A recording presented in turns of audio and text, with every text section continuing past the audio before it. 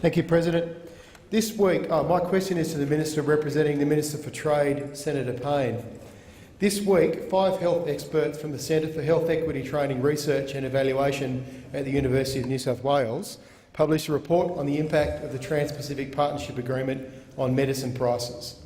Their expert analysis of the leaked chapter of the Trans-Pacific Partnership Agreement says the TPP will lead to a rise in medicine prices in Australia.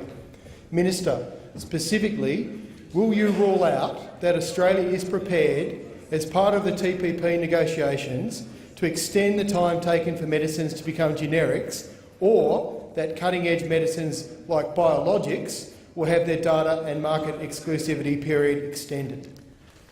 The Minister for Human Services representing the Minister for Trade, Senator Payne. Thank you very much, Mr President. The Minister for Trade has made it quite clear what his view is of the supposed leaked documents, and has said they are basically just another beat-up, Mr President. He's made it very clear repeatedly that the government is not going to support outcomes that would increase the price of medicines for Australians or adversely affect our health system more generally. End of story, and that's a quote. Nor would we accept outcomes that undermine our ability to regulate or legislate in the public interest in areas such as health.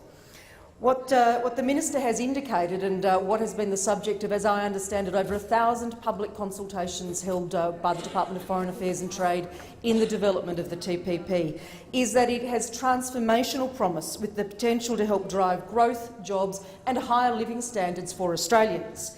The key focus of our involvement is to materially advance— Point of order, Senator Whish-Wilson. Order on relevance. I very specifically ask the Minister, President, is Australia prepared to extend the time taken for medicines to become generics, or that medicines like biologics will have their data and market exclusivity period extended? Yeah. Thank you, Senator Whish-Wilson. You did preface your question, and the question related to a leaked document. The Minister answered that very directly up front, and then she also categorically ruled out some of the issues concerning the prices. The Minister still has a minute left to answer a question, but I think she's been directly relevant. Minister. Thank you, Mr President, and in fact I have nothing further to add. Thank you, Minister. Senator Whish-Wilson, a supplementary question. Last week in estimates, Treasury said they didn't model the impact of your government's trade deals on GDP. When I asked DFAT about this, also at estimates, they said, from an economy-wide GDP modelling perspective, the parameters would not be significant enough to alter Treasury forecasting. Last year, the US Department of Agriculture released a study of the TPP and said that the total benefit to Australian GDP from the TPP is zero. Why are we pursuing these trade deals if the overall economic benefit is zero, zilch, nada? Time has expired, Senator Whish-Wilson. Minister. Thank you very much, Mr President. Let me repeat what I said in my first answer, and that is that the Minister for Trade has made it quite clear that this Trans-Pacific Partnership has transformational promise with the potential to help drive growth, jobs and higher living standards. Our focus of our involvement is to materially advance Australia's interests in a negotiation which involves 12 countries, which represent 40% of global GDP. That's the important thing that the Australian government is pursuing, Mr President. Thank you, Minister. Senator Whish-Wilson, final supplementary question. Thank you, President.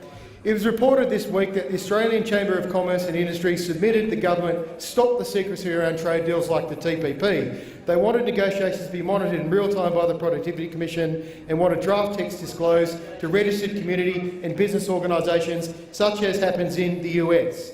If even business in Australia wants to end the secrecy around the TPP, why won't you release a text, or do you have something to hide? Minister.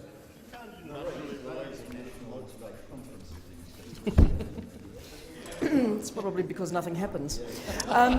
Minister. Thank you very much, Mr President. Look, I think that I can understand that Senator Whish-Wilson might not really be particularly familiar with the standard practice of negotiations of international treaties. But as is standard practice, the draft negotiating texts of the TPP, which involve 12 countries, are not in fact public documents. Once the TPP text is agreed between the parties, it will be made public. It will be subject to public and parliamentary scrutiny through a review by the Joint Standing Committee on Treaties.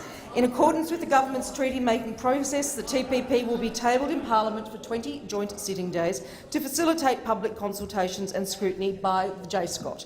The agreement will not be ratified by the Australian government until this has taken place. And as part of JSCOT's review of the proposed agreement, the committee invites public submissions. It takes evidence at public hearings.